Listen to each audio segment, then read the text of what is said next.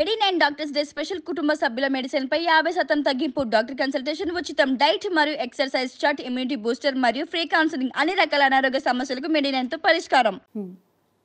అది చూస్తుంటే 175కు 175 అతిశయోక్తి కాదు. రైట్. రాష్ట్ర వ్యాప్తంగా బీసీలకు పెద్దపీట వేస్తున్నాం, బీసీ పార్టీ అని చెప్పి క్లెయిమ్ చేసుకుంటున్నారు కదా సార్. ఒక సింపుల్ స్ట్రైట్ క్వశ్చన్, ఇక్కడున్న బీసీ లీడర్ అనిల్ని నర్సరావుపేటకు ట్రాన్స్ఫర్ చేశారు. రెడ్డి కమ్యూనిటీ కోటాలో మీరు ఇక్కడ ఎంపీగా బరిలోకి దిగుతూ ఉన్నారు. ఎలా చూడాలి ఈ క్వశ్చన్? ఇప్పుడు అనిల్ కుమార్ యాదవ్ని పల్నాడుకి లోక్సభకి పంపించాలని, ఆయనకి ఢిల్లీలో ప్రాధాన్యత ఇవ్వాలని అధినాయకుడు నిర్ణయించారు. నేను ఇక్కడికి రావడం అన్నటువంటిది ఎవరి ప్లేస్లో వస్తున్నాను నేను చెప్పండి?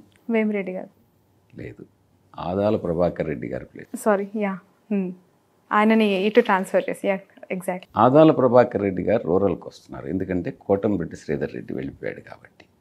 నెల్లూరు సిటీ ఎవరికి ఇచ్చారు? ఖలీల్ గారికి. ఖలీల్ ఏ సామాజిక వర్గానికి చెందినటువంటి వాళ్ళు? Minority, of course. Minority, that to BC. బీసీని తీసి బీసీకి ఇచ్చామే కానీ అనిల్ కుమార్ యాదవ్ని అంటే పంపించి, ఈ జిల్లాకి సంబంధించి 2 సార్లు ఎమ్మెల్యేగా గెలిచిన వ్యక్తి. ఇద్దరు కూడా ఈ జిల్లాకు సంబంధించినటువంటి వాళ్ళే. నెల్లూరులో అనిల్ కుమార్ యాదవ్ని తీసేసి ప్రశాంత్ రెడ్డికి ఇవ్వలేదే. మీరు అన్నది ప్రశాంత్ రెడ్డికి ఇచ్చుంటే అది కరెక్టే. ఒక సాధారణమైనటువంటి వ్యక్తికి, పేదవాడికి, మైనారిటీకి చెందినటువంటి వ్యక్తికి, మైనారిటీల్లో బీసీకి చెందిన వాటికి మేము సీట్ ఇచ్చాం. దాంట్లో ఏ రకమైనటువంటి పొరపాటు లేదు. చాలా కరెక్ట్ నిర్ణయం తీసుకున్నారు ముఖ్యమంత్రి గారు. Right. So wish you all the best, wish you all the success sir. Nellore బరిలో నిల్చున్న మీరు విజయం. ఎక్కడా కూడా ఎవరి మనోభావాలు, ఇతర మతస్థుల మనోభావాలు దెబ్బతినకుండా, లేకుంటే ఆ దెబ్బతీసేటటువంటి ఏ ప్రయత్నాలనైనా కూడా, ఏ బిల్లునైనా కూడా వైఎస్ఆర్సీపీ వ్యతిరేకిస్తుంది. అదే సమయంలో రాష్ట్ర ప్రయోజనాలను కాపాడుకునేదానికి ఏ రకంగా ఏం చేయాలి అన్నటువంటి విషయంలో కూడా ఒక స్పష్టత ఉంది. దాంట్లో మా పార్టీ అధ్యక్షులు పూర్తి సమతుల్యం పాటిస్తూ ఉన్నారు. నిన్న చిరంజీవి గారు ఒక ప్రకటన చేశారు, ఎన్డీఏ ప్రభుత్వానికి మద్దతు ఇస్తూ. పిఠాపురంలో కూడా త్వరలో ఆయన ప్రచారానికి దిగబోతూ ఉన్నారు అని చెప్పి తెలుస్తోంది. ఎలా చూస్తున్నారు దీన్ని? టఫ్ ఉండే అవకాశం ఉంది. పిఠాపురం గెలుస్తామని ధీమా వ్యక్తం చేస్తున్నారు. పవన్ కళ్యాణ్ గారు అసెంబ్లీలో అలువు పెట్టడం ఖాయంగా కనిపిస్తుంది అంటున్నారు వాళ్ళు. చిరంజీవి గారు కానీ, పవన్ కళ్యాణ్ గారు కానీ నిలకడ లేనటువంటి రాజకీయ నాయకులు. రాజకీయ నాయకుడు అంటే రాజకీయాల్లో ఓటమి విజయం అన్నటువంటిది సర్వసాధారణం. 2014లో మేము ఓడిపోయాం, 2019లో గెలిచాం, 2024లో గెలవబోతున్నాం. అదేవిధంగా చిరంజీవి గారు కూడా, పవన్ కళ్యాణ్ గారు కూడా ఒక స్థిరత్వం, ఒక దృఢ నిశ్చయం, ఒక గెలవాలి అన్నటువంటి ఒక పట్టుదల వాళ్ళల్లో లేవు. అందుకే రాజకీయాల్లోకి రాణించలేకపోతున్నారు. చిరంజీవి గారు అంతకుముందు రాజ్యం పెట్టి, ఆ తర్వాత దాన్ని కాంగ్రెస్లో మెర్జ్ చేసి, ఈరోజు వచ్చి నేను క్యాంపెయిన్ చేస్తానని అంటే, ఇప్పుడే నేను చెప్పాను ఇంతకుముందే, సినిమాల్లో రాణించినటువంటి వ్యక్తులందరూ కూడా రాజకీయాల్లో కూడా రాణిస్తారు అని అంటే ఆ భావన తప్పు అని. వాళ్ళని చూసేదానికి ప్రజలు రావచ్చు, చప్పట్లు కొట్టవచ్చు, కానీ వాళ్లకు ఓటేస్తారని అనేటటువంటి విషయంలో మాత్రం సందేహపడాల్సిందే. పవన్ కళ్యాణ్ విషయంలో అదే అర్థమవుతుంది. మీరు ఏదన్నా ఈవెన్ సినిమా హీరోయిన్ తీసుకొస్తే చాలామంది వస్తారు చూసేదానికి, కానీ ఆమెకి ఓట్లేరు. బట్ ఇక్కడ చరిష్మా ఉన్న హీరో టాలీవుడ్లో నెంబర్ 1 హీరో, అండ్ ఆ హీరోకి ఒక పెద్ద ఫ్యామిలీ ఉంది. వాళ్ళంతా ఒక నియోజకవర్గంలో కేంద్రీకృతమై ప్రచారం జరగబోతోంది. నేను చెప్పాను కదా, అదే కానైతే అమితాబ్ బచ్చన్ ప్రైమ్ మినిస్టర్ అయిపోయి ఉండాలని. Right sir. నిన్న చంద్రబాబు నాయుడు చేసిన కమెంట్, ఫైనల్ క్వశ్చన్ ఇది, బచ్చా రాజకీయాలు నా ముందు పనికిరావు అని చెప్పి ఎలా చూస్తున్నారు మీరు? 40 సంవత్సరాల ఇండస్ట్రీ అని చెప్తాడు. ఈ దేశంలో ఏం జరిగినా కూడా అది నా వల్లనేనని అంటాడు.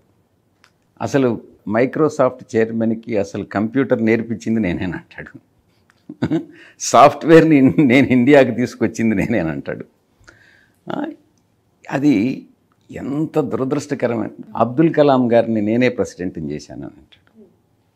మోడీ గారిని నేనే ప్రైమ్ మినిస్టర్ చేశానంటాడు. ఆయనకి ఏది మైండ్కి వస్తే అదే చెప్తాడన్నమాట. లేదు, గతంలో మన్మోహన్ సింగ్ గారిని నేనే ప్రైమ్ మినిస్టర్ చేశానని అంటాడు. ఎన్టీ రామారావు తన స్వంత మామగారినే వెన్నుపోటు పొడిచి అధికారంలోకి వచ్చినటువంటి వ్యక్తి, నైతిక విలువలు లేనటువంటి వ్యక్తి, ఒక రాజకీయ సిద్ధాంతం అంటూ లేనటువంటి వ్యక్తి, అధికారమే పరమావధిగా ఏ రాజకీయ పార్టీతోనైనా అనుసంధానం అవుతాను, నేను పార్ట్నర్షిప్ పెట్టుకుంటాననేటటువంటి వ్యక్తి, 40 సంవత్సరాల ఇండస్ట్రీ, నేను గొప్ప మహానుభావుడిని, లేకుంటే నేను తెలివైనటువంటి వాడిని అని నేను చెప్పుకోవడం నిజంగా శోచనీయమైనటువంటి విషయం. దాన్ని ప్రజలు నమ్మట్లేదు. ఈరోజు చెప్పిన మాట రేపు చెప్పడు. చెప్పిన అబద్ధం చెప్పకుండా ఇంకొక అబద్ధం చెప్పగలిగినటువంటి వ్యక్తి చంద్రబాబు నాయుడు. బహుశా అబద్ధాలు చెప్పడంలో అతనికి ఎక్స్పర్ట్ అనుకుంటా, మిగతా ఏ విషయంలో కాదు. ప్రతి ఒక్క దురలవాటు, వెన్నుపోటు పడిచే తత్వం, కులతత్వం, కులపిచ్చి, లేనటువంటి దుర్గుణం ఆయనలో లేదు. ప్రతి దుర్గుణం కూడా చంద్రబాబు నాయుడులోనే ఉంది. అందుకే ఈరోజు రాజకీయాల్లో రాణించలేడిక మీదట 14 సంవత్సరాలు ఆయన అందించినటువంటి పరిపాలన ఏదో ఆయన సామర్థ్యం వల్ల వచ్చింది కాదు, పరిస్థితులు అలా వచ్చిన దానివల్ల ఆయన ముఖ్యమంత్రి అయ్యాడే కానీ ఆయన సామర్థ్యం మీద ప్రజలు నమ్మకం పెట్టి ఆయన్ని ఎప్పుడు కూడా సీఎం చేయలేదు. జస్ట్ ఒక చిన్న గులకరాయి పడితేనే హత్యా ప్రయత్నం జరిగింది అని అనటం, అసలు ఇంతకంటే నీచమైన రాజకీయాలు ఏమైనా ఉంటాయా అని చెప్పి మాట్లాడుతూ ఉన్నారు లోకేష్. అదే చెప్పింది. చంద్రబాబు నాయుడికి గతంలో మా పార్టీ అధ్యక్షులు జగన్మోహన్ రెడ్డి గారి మీద విశాఖపట్నంలో హత్యా ప్రయత్నం జరిగింది. అతను రీసెంట్ 5 సంవత్సరాలు, ఇంచుమించు 4.5 సంవత్సర కాలం పాటు జైల్లో ఉన్నాడు. దాన్ని ఒక సెటైరికల్గా ఏదో దాన్ని లైట్గా తీసుకునేటట్టుగా కోడికత్తి అని ఆ రకంగా దాన్ని ఒక రకమైనటువంటి వివరణ ఇచ్చి దాన్ని నీరుగార్చేటటువంటి ప్రయత్నం చేసినటువంటి వ్యక్తి చంద్రబాబు నాయుడు. 2 రీసెంట్గా జరిగినటువంటి మీరు చెప్పేటటువంటి గులకరాయి, అది ఇక్కడ తగిలింది కాబట్టి కన్ను పైన, అదే గులకరాయి కణత మీద తగిలిన్నా, కన్ను పైన తగిలిన్నా ప్రాణాపాయం అన్నటువంటిది మీరు అర్థం చేసుకోండి. ప్రాణాలకే ముప్పు వచ్చి ఉండేటటువంటిది. గురి చూసి కొట్టినటువంటి వ్యక్తి,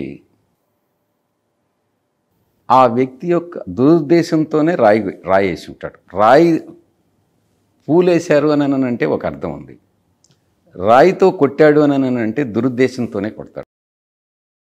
ఆ దురుద్దేశం ఏమై ఉంటుంది? డెఫినెట్గా ఆ మనిషిని ఎలిమినేట్ చేయాలనే ఉంటుంది. దాంట్లో మళ్ళీ సెటైరికల్గా గులకరాయి అని అన్నటువంటి, గులకరాయితో కాకుండా ఒక పెద్ద బండరాయిని వేయగలరా? చంద్రబాబు నాయుడు తెలివి తక్కువతనం. ఎయిర్ గన్ అయి ఉండొచ్చు, లేకుంటే క్యాట్ బాల్ అయి ఉండొచ్చు. దాంతో కొట్టాడు అని అంటే అది డెఫినెట్గా హత్యా ప్రయత్నమే. దాంట్లో ఎటువంటి సందేహం లేదు. చంద్రబాబు నాయుడు పాత్ర ఉంది. అది చేసింది చంద్రబాబు నాయుడు మనుషులే. చంద్రబాబు నాయుడు డెఫినెట్గా ఆ కేసులో ఇరుక్కుంటాడు. చంద్రబాబు నాయుడుకి ఆ కుట్రలన్నీ బహిర్గతం అవుతాయి.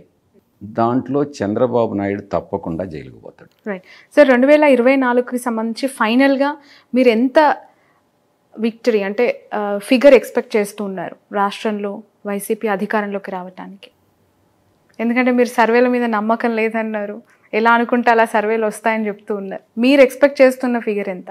నేను సర్వేల మీద నమ్మకం లేదని చెప్పలేదు. ఈ సర్వేలన్నీ కూడా, చాలా సర్వేలు మార్కెట్లోకి వచ్చేవన్నీ కూడా పెయిడ్ సర్వేల కింద ఉన్నాయని చెప్పాను. బట్ మెజారిటీ ఆఫ్ ద సర్వేలు వైసీపీకి టీడీపీకి అలయన్స్కి పెద్దగా ఓట్ షేర్ డిఫరెన్స్ లేదు, 1 to 3% of vote share difference ఉంది అని చెప్తూ ఉన్నాయి. అది నమ్ముతారా? ప్రత్యక్షంగా ఈరోజు రాజకీయాలు చూస్తున్నటువంటి వాడిని, డోర్ టు డోర్ క్యాంపెయిన్ చేస్తున్నటువంటి వాడిని, ప్రజల మనోభావాల్ని అర్థం చేసుకోగలిగినటువంటి పరిస్థితులు ఈరోజు ఉన్నాయి. ఆ మనోభావాల్ని, వాళ్ళ ఎమోషనల్ ఫీలింగ్స్ని నాకు చూసినప్పుడు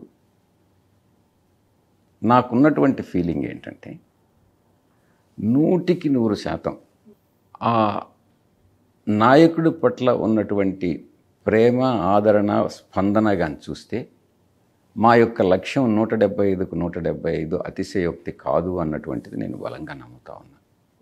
బహుశా అది ఒక వేవ్ లాగా గతంలో 2019లో ఏ రకంగా వేవ్ వచ్చిందో అదే రకమైనటువంటి వేవ్ ఈరోజు ఉంది, అండర్ కరెంట్ ఆ రకంగా ఉంది అన్నటువంటి విషయాన్ని నేను బలంగా నమ్ముతా ఉన్నా.